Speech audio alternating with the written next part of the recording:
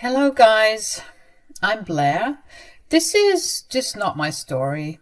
It is also my late husband Rex's story. Yes, he is no more with us because a horrible accident took him away from me. It has been a full year since it happened and I still grieve for him. But I also chose to remember the good days to try and get through life. Today, I've come to tell you this story just to show you how horrible some mothers can be. My mother-in-law, Sherry, wasn't a nice person at all. She is vain, greedy, and extremely entitled. Ever since her husband had passed away, she depended on Rex a lot for money. I wouldn't say Rex was a mama's boy because his mother wasn't the best one around. She was a little controlling and demanded a lot from Rex after he got a good job. He was supporting her in whatever way he could, but it was never enough for my mother-in-law. She particularly hated me because she thought I was taking away what was her share of my husband's money. She created a lot of drama and even accused Rex of abandoning her for me. But Rex had never entertained her too much. Rex and I dated for 3 years and were married for 4. When we were in the 2nd year of our marriage, Sherry had come to live with us for a few months. I didn't like that idea, but I allowed it because my husband couldn't say no to his mother. Her house was under renovation, and she used that excuse to step into our new home and stay with us for a few months. Rex had just bought a house, and Sherry was extremely mad at him for spending money on us instead of giving her a new house and increasing her allowance. All we could do was ignore her as she yelled at us about being selfish. Despite all this, we allowed her to stay with us, and we realized very late that it was a big mistake. One day Sherry left to go to her sister's house abroad and didn't tell us when she would return. We were enjoying a few days of peace when suddenly our entire world came crashing down. Rex had gotten a rather big credit card bill and we had no idea where it came from. Rex said, "I don't know what to do, Blair. I don't even know what credit card this is. I never applied for it or have it in my possession." "Are you sure you didn't accidentally get one and forget about it? Maybe someone got hold of that spare credit card." "No, Blair.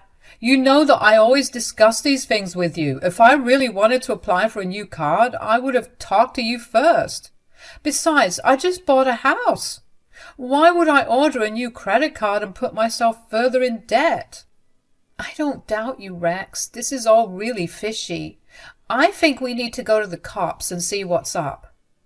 "You're right, Blair. We absolutely need to go to the cops and find out who is responsible for this." Rex and I made a police report and did everything possible to find out who did this. It was when the cops had reviewed the security footage at the bank that they found out who was using the credit card. It was none other than my mother-in-law, Sherry. This woman had literally committed identity theft and applied for a credit card using my husband's details. She was at home living with us when the new card was delivered, and that's why we never saw it or knew where it was. When we found out who did this, Rex was absolutely devastated. I was more angry than ever and wanted to scream and slap the crap out of Sherry. We hastily made a phone call to my mother-in-law to confront her. Her reaction was not something we had expected. She didn't apologize or even show remorse for her actions. Instead, she said, "Yes, I took out that credit card in your name, Rex." "Mom, why would you do that? What's wrong with you?" "What is wrong with me, son? Tell me what is wrong with you. You went and bought a house and didn't care when I asked you to give me more money." "So you thought it would be a good idea to take out a credit card in my husband's name behind his back?" "I did what I had to do to make Rex fulfill his duty as my son. If he had just done what I had said, I wouldn't have gone to such length." "Mom, You need to come back and pay all this debt. I can't afford to lose so much money. Well, the debt is in your name, so I'm not paying anything. You should be ashamed of yourself, Rex. You can't ask me for money. I was mind blown at the way Sherry was dealing with the situation. She was taking no accountability for her actions, and even said that Rex was responsible for the debt since only his name was on those cards. Mind you, guys, this is the same woman who actually applied and spent money on that card. I was so angry. I said, "He can absolutely ask you for money when you are the one who landed him in debt." "Mom, you need to pay it back. I can't take on all this debt." Don't be so dramatic, Rex. If you can afford to buy a house, you can afford these debts as well. I am not paying a cent. You will come back and pay us, Sherry. We will sue you if you don't. Good luck with that. I'm abroad, and there's no way the cops could catch me. I'm not paying for that credit card. Do what you want. Sherry said that and hung up on us. We were in utter disbelief at what she said. She absolutely refused to take any accountability and mocked me when I said I would call the cops on her. It was then that we realized that she had planned this all. She had intentionally flown to another country so that we couldn't make her pay us back. We tried contacting Sherry again, but she simply wouldn't pick up the phone. She blocked us, and even her sister wasn't answering our calls. We tried everything to reach her, but she was long gone out of our reach. We talked to the cops and even tried to find out from the family what Sherry's plan was, but no one could help us. In the end, we had to just try and get the charges reversed. While we were able to get some of those charges reversed, we couldn't do that for all. So we were stuck paying for the majority of the debt that Sherry had put us into. 2 years passed, and we still couldn't get rid of all that debt. Rex had debts for his car and college as well, so it's not like he had a lot of spare cash. Things were hard, and he was forced to take up another job. While the house was in Rex's name and he was supposed to pay the mortgage, we soon realized that it wouldn't be possible. So Rex transferred his new house to me, and I started to pay for the house. I also came into some inheritance from my grandparents, and with that, I was able to pay off the house. I offered to help Rex with the debts, but he didn't want to take my money. We had to compromise a lot and had 2 bad years, one after the other, but things would get even worse for us. One day, when Rex was coming back from his second job, he got into a car crash. He was exhausted and fell asleep at the wheel. The crash was horrible, and it landed him in the hospital with pretty bad injuries. The doctors told me point blank that I should not hold on to hope. He was conscious, but they knew that he wouldn't be alive for long. While he was in such a poor state, I still remember him saying, "Can you promise me something, Blair?" "What is it, Rex?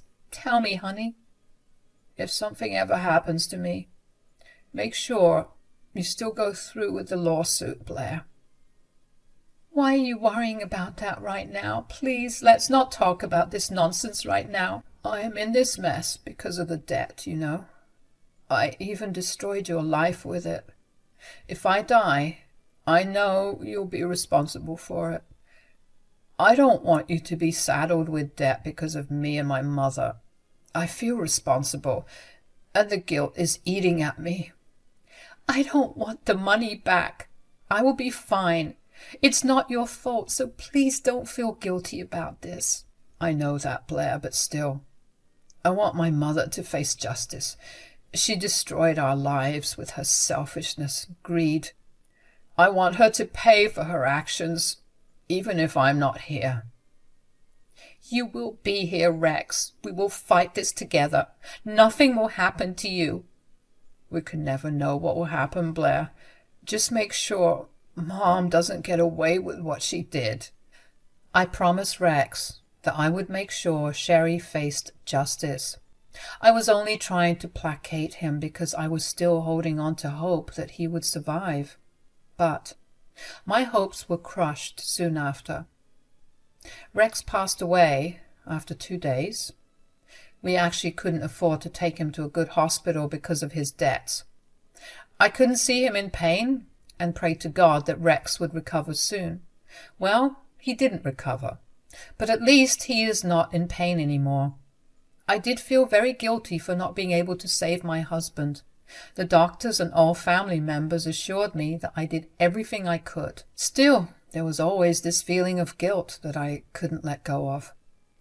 I did the best I could and landed myself in a lot of medical debt because I was in charge of paying Rex's bills after he passed. I remember not being able to plan Rex's funeral properly because I had to take up 2 jobs to tackle the medical bills. I was only grateful that I had a permanent roof over my head and didn't have to worry about rent. I couldn't even find the time to properly grieve the love of my life. I was running around working and cried my eyes out in the bathroom during my work breaks. I literally had to borrow money from my family to arrange his funeral. I could have sold our house and made some money, but I didn't want to let go of it after Rex's passing. I definitely would have mortgaged it or sold it if I had the time to take Rex to a better facility. He had passed away before I had the time to do that. During those moments of pain and sadness, I also felt extremely angry at my mother-in-law. She was the prime reason I couldn't enjoy my last days with my husband. She was the reason that Rex died worrying about his debts, and he didn't even get to enjoy his life because she made the selfish decision of stealing money from him. I would never forgive that witch. I was desperate for some retribution and was waiting for the chance to bring her down. God listened to that prayer of mine and granted me an amazing opportunity. Rex's funeral was scheduled a few days after he had passed away. He had a lot of good friends who wanted to come to the funeral but lived in faraway states. On the day of the funeral, almost everyone who got an invite had turned up to pay their respects to Rex.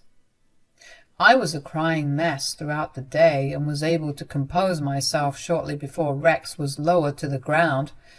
A while later, when I was having some light conversation with people around me, I saw someone I had never expected to see at my late husband's funeral. I think you guys can guess who had decided to show up. Yes, it was my mother-in-law, Sherry. As soon as my eyes landed on her nonchalant face, I was immediately overcome with anger. I wanted to run to her and punch her to the ground. But I composed myself because at that moment I also saw the great opportunity God had sent me. I walked up to her with an eerily calm face and said, "What on earth are you doing here, Sherry?" "What do you think I'm doing here, Blair? My son has just passed away and I should be at his funeral. You should have sent me an invite." "Why do you think you're entitled to an invite? You had no love for your son, Sherry. You only saw him as a money maker. And you ran away with his money. You think you still deserve an invite after all this?" "Oh, that's all in the past. I know my son isn't the one to hold grudges. I'm his mother after all. I'm pretty sure he has gotten over it. Is that why you never bothered reaching out when he tried to get in touch with you? Save your lies for someone else, Sherry. Those lies won't work on me. Tell me why you were really here." "Well, you decided not to send me an invite, so I just came over by myself. I got the information from his friend's posts and decided to drop by and see what he had left for me." Sherry, being the extremely entitled and evil woman she was, had come to Rex's funeral only to look for her inheritance. I was right in assuming that she wasn't just there to pay her respects. She had some ulterior motive in attending Rex's funeral. She cared nothing about her own son and had betrayed him in the worst way possible. But She still had the audacity to think that Rex had moved on and forgiven her just because she was his mother. Oh, she was wrong about that. But I wasn't going to tell her that outright. I said, "What makes you think Rex has left you anything?" "Why won't he leave me anything? I'm his mother, after all." "I think we have already established the fact that you have been a horrible mother to him." "And I told you that my son would never hold grudges. He loved his mom too much. We would have been happy if you weren't in the picture." "I know you would have loved that, Sherry. Well, guess what? I am in the picture." "I bet you don't want me to get my rightful inheritance. That's why you didn't invite me to the funeral." "Well, you can't keep me away, Blair. I will get what I deserve from my son." "What makes you think he had anything left after you landed him in a huge debt?" "If not money, I can say for sure that he has left me half of his house." I started to laugh at Sherry when she said that. She started to look a little uncomfortable when I did that. She looked around and saw that everyone present at the party were eyeing her like the disgusting person she was. Soon she became conscious of the fact that the people at the funeral were all against her. Anyone else would have just paid their respects and left as soon as possible. But no, Sherry was determined to get what she thought her son had left for her. And she had assumed that the house was still in Rex's name. I laughed and told her, "Oh, Sherry, you have no idea about anything, do you? The house is actually in my name." "What? What do you mean? That's impossible. My son had bought that house. Did you trick him into signing it to you?" "Well, no, Sherry. I didn't trick him into anything. After what you did to him, he couldn't afford the mortgage anymore. So he transferred the house to me so that I could pay the mortgage." "Then I will get no part of the house?" "No, Sherry, you are not getting my house." "Well, okay then, but my son must have left me something. You better tell me what it is before I get the lawyers involved. And I don't buy your story about the house either. I will find out soon if you are lying." Sherry should have taken the chance and got out at this time, but she stayed behind to argue and threaten me with a lawsuit. What an irony, right? Well, she was just about to be hit with some bad news, and she wasn't even aware of it. I decided to humor her and said, "Sorry about that, Sherry. You don't have to file a lawsuit against me. There is something that Rex has left behind for you." "See? It wasn't so difficult to accept that now, was it? You thought you could get away with hiding what is truly mine.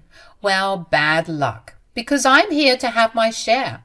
Now tell me what he has left behind for me." "Do you really want me to tell you what your son has left behind, Sherry? Okay then, hear this. Your son has left behind a lawsuit for you." Sherry looked confused when I said that. I guess she had really thought that her son would forgive her for everything she did to him, that he was going to forget about her actions and just accept what she did because she was his mother.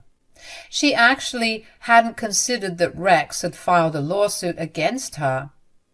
This evil woman was on another level. I don't know what kind of mother could be this cruel to their own son. I was very angry, but I also felt good because I knew justice was coming for her. But Sherry was still confused and said, "What are you talking about, Blair? What lawsuit?"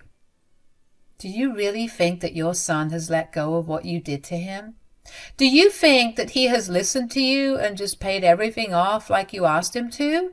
Well, if you think that, you are wrong." "What does this mean, Blair? What did my son do?" "Your son reported you to the cops, Sherry. There is a big lawsuit against you, and there is also a warrant for your arrest." The look of pure shock on Sherry's face was rather nice to watch. I hope Rex watched that too from above and was satisfied with the fact that justice was finally getting served. Telling Sherry about the lawsuit was just the first step. Rex's friends were already starting the process to move to the next step, but only I knew what they were doing. Sherry was just shocked to her core and started to look really panicked. She said, "No, no, my son can't do this to me. This is impossible. He wouldn't report me to the cops." "Well, he did that a long time ago, Sherry, and I supported him all the way. This is what you deserve for betraying us. Now you will be paying back what you owe my husband." "No, I won't pay back anything. My son is dead." "But he left you the lawsuit." "And I will be proceeding with the lawsuit on his behalf. I won't let you go, Sherry. You will be going to jail." The fear and dread on Sherry's face was everything I needed to see before I died. The woman had finally understood that she was in a big mess. She had a big lawsuit against her, and she would be held accountable for her actions. I noticed that she started to shake when I mentioned that she would be going to jail. But then Sherry tried to act courageously and said, "I'm not giving you anything, and I wouldn't be going to jail. I will leave before anyone can catch me." "If that was your plan, Sherry, you would have left a long time ago. It's too late for that now." "What do you mean, Blair?" "Well, the cops had been called the moment you had entered the funeral home. They are almost here to arrest you. You hear the sirens, right, Sherry? That is your cue to know that your life will change for the worse. Justice is coming, Sherry. You will pay for what you did to me and my late husband." Sherry freaked out and started to run away from the funeral home. However, the guests who had come had caught her and kept her hostage till the cops came inside. They arrested her on the spot, but not before she struggled with them and tried to punch a cop. Well, she got charges added to that too. She was a crying mess when the cops took her away, and the entire room started to cheer at the scene. Everyone knew what she had done to Rex and me, and they were as satisfied as me to see her get arrested. That day I finally smiled genuinely because I was able to avenge my late husband. I went ahead with the lawsuit after Sherry got arrested. She tried to beg the judge to forgive her actions, but the judge got mad at her and gave her a big lecture. In the end, she went to jail for 6 months and had to pay everything she owed my husband. She cried a lot, even in court, because she knew that her life would never be the same again. I must say that I enjoyed watching as she cried her eyes out and was taken away in handcuffs. No one was on her side, and she had to face it all alone. I gave her a smug smile when she looked at me and let her know silently that I was enjoying the karma she was getting.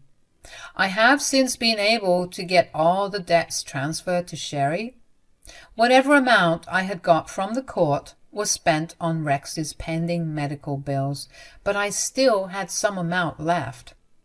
I decided to make a donation to Rex's favorite animal shelter in his memory. My late husband was a man with a heart of gold, and I knew making this donation would be the best way to honor his memory. Things are slowly starting to go back to normal for me, but I still miss my husband dearly. There are still nights when I cry myself to sleep, but there are good days as well. I am just glad that I got Rex his wish of seeing his mother face justice, and I'm sure he is happy that I did it for him.